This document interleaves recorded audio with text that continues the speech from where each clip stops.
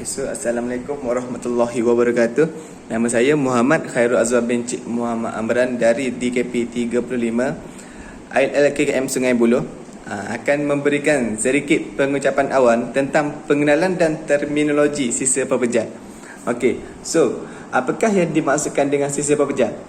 Sisa pepejar mengikut taksiran Akta 672, apa-apa bahan, sekerap atau benda lebihan lain yang tidak dikehendaki atau keluaran yang timbul atau bak kata mudah, sisa pepejar merupakan hasil buangan daripada aktiviti sosial ekonomi yang dianggap tidak diperlukan dan kotor. Juga bahan sisa pepejar juga dianggap sebagai benda yang tidak berguna lagi. Okey, so di Malaysia ni terdapat pelbagai cara dan step-step untuk menguruskan sisa pepejar. Pengurusan sisa pepejar di Malaysia mempunyai fasa yang berlainan dalam sistem penguasaannya. Proses pembangunan yang pesat telah membawa kepada perkembangan pengurusan sisa pepejar di Malaysia.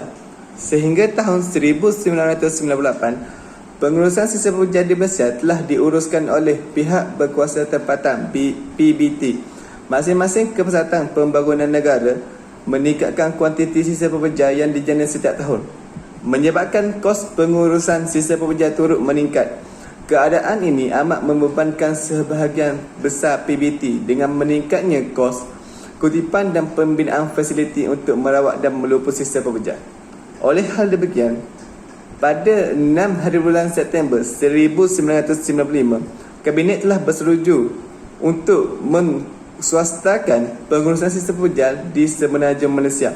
Pada Disember 1995, Kerajaan Persekutuan telah menawarkan kontrak secara interim kepada 4 buah syarikat dan mulai dilaksanakan pada 8 April 1998. Sebelum puaswataan sepenuhnya di kekuasaan, dalam pengurusan sisa pepejar ini terdapat hierarki pengurusan sisa pepejar.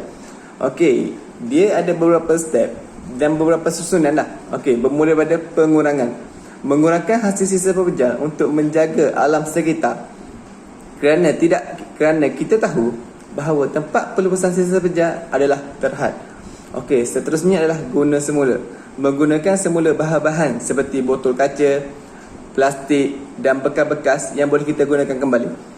Okey, seterusnya adalah kita semula menghasilkan bahan-bahan berguna dari sisa pepejar seperti besi, digunakan semula untuk membuat badan kereta. Okay. Dan banyak lagi benda-benda dan bahan-bahan sisa pepejar yang kita boleh dikita semula. Seperti botol kita jadikan bekas untuk letak pensel, dan pelbagai lagi kita boleh olah mengikut kreativiti masing-masing. Dan seterusnya adalah rawatan perantaraan. Apabila turutan langkah-langkah di atas diamalkan, kuantiti sisa akan dapat dikurangkan. Baki sisa akan dihantar ke pusat rawatan perantaraan di mana isi padunya akan dikurangkan atau dimampatkan. Dan akhir sekali adalah pelubusan. Lebisan sisa pepejar akan dihantar ke tapak pelubusan sanitari. Okey, dan seterusnya adalah elemen di dalam pengurusan sisa pepejar, dan terdapat 5 elemen di dalam pengurusan sisa pepejar. Okey, so yang pertama adalah perencanaan. Perencanaan ni adalah sisa berlaku ketika memulakan proses. Bahan mentah dilakukan sebagai contoh, tong sampah yang berada di kawasan perumahan. Tong sampah yang berada di kawasan perumahan dianggap sebagai tempat untuk penjanaan sisa pepejar tersebut. Sampah-sampah akan dikumpul oleh masyarakat sekeliling. Okey, so yang kedua adalah penstoran. Sisa pepejar yang dijanakan akan dikumpulkan di dalam kawasan tertentu bagi tujuan pemungkutan. Seterusnya adalah kutipan. Kutipan merupakan proses mengutip atau mengumpul sisa pepejar kosmetik, sisa pukal atau bahan kita semula di tong setiap premis atau punca janaan sisa pepejar yang dimasukkan ke dalam kenderaan kutipan. Perpindahan dan pengangkutan adalah satu aktiviti mengangkut sisa pepejar dari tempat penstoran untuk dihantar ke pusat rawatan perantaraan atau terus ke tapak pelepasan dengan menggunakan kenderaan kutipan yang dikhaskan. Okey, seterusnya apa? Prosesan dan guna semula. Pemprosesan sisa pepejal dilaksanakan dalam pengurusan sisa bagi meningkatkan efisiensi operasi, mendapatkan semula sumber-sumber bahan terpakai serta penukaran produk dan tenaga. Dan akhir sekali, peluasan akhir. Peluasan akhir merupakan proses terakhir sekali yang melibatkan pemusnahan sisa pepejal yang telah atau belum diproses. Kaedah yang digunakan di Malaysia tapak peluasan sanitari dan sistem penunuan.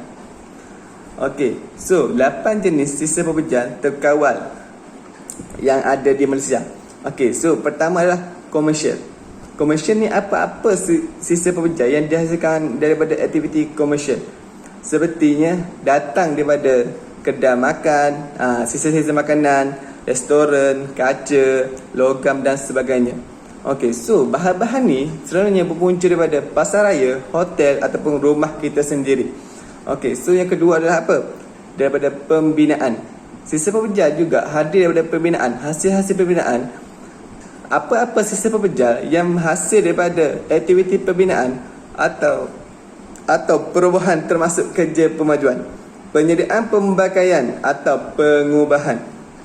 Okey, contoh sisa pepejal daripada pembinaan ialah batu bata, simen, kayu, besi dan sebagainya.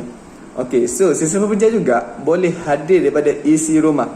Contohnya apa? Sisa pepejal yang dihasilkan oleh sesuatu isi rumah dan daripada jenis dan kebiasaannya dihasilkan oleh atau dikeluarkan oleh mana-mana premis apabila dihuni sebagai rumah kediaman.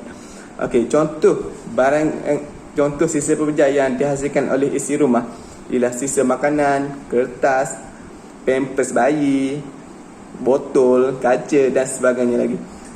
Okey, so seterusnya sisa pepejal juga boleh hadir daripada perindustrian. Apa-apa sisa pepejal yang dihasilkan daripada apa-apa aktiviti perindustrian.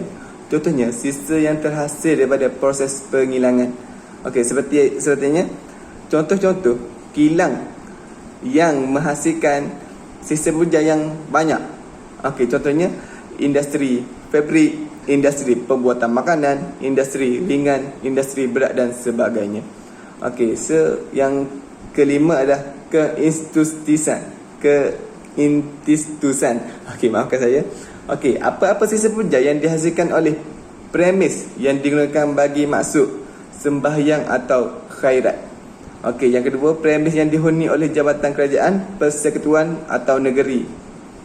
Okey, yang ketiga adalah premis pendidikan.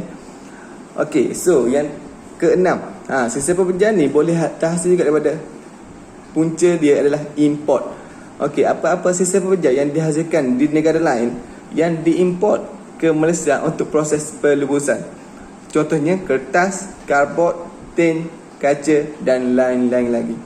Okey, so yang ketujuh, sisa pepejal juga boleh terhasil daripada awam. So, dari mana awam ni? Awam, sisa pepejal yang dihasilkan oleh tempat awam yang di bawah penyelaan atau kawalan PBT. Contohnya plastik, benda-benda biasa yang berada di tempat awam. Okey, so yang terakhir adalah sisa pepejal yang terkawal, iaitu khas. Yang ditetapkan sehingga peruntukan khas dikehendaki bagi menguruskan. Contohnya sisa pepejal itu berbahaya atau boleh membahayakan kesihatan awam. Okey, yang seterusnya adalah sukar untuk diolah, disimpan atau dilupuskan. Contohnya sisa haiwan ataupun tenaga. Okey, so apakah time and motion study dan kepentingan time and motion study? Okey, satu prosedur pengumpulan dan penanalisaan data yang diperolehi dari kerja-kerja yang dibuat di lapangan secara sistematik. Jika digunakan dengan betul, ia amat berguna bagi membuat keputusan di dalam perkhidmatan pengurusan sisa. Kajian masa pergerakan sistem ini adalah penting dalam memantau perjalanan kerja-kerja pengurusan sisa pepejal bagi mendapatkan masalah dan mengemukakan cadangan untuk diatasi. Okey, so seterusnya last sekali adalah tentang air lecet. Apakah yang dimaksudkan dengan air lecet? Okey, so air lecet ni dia akan terbentuk daripada air hujan yang bertakung.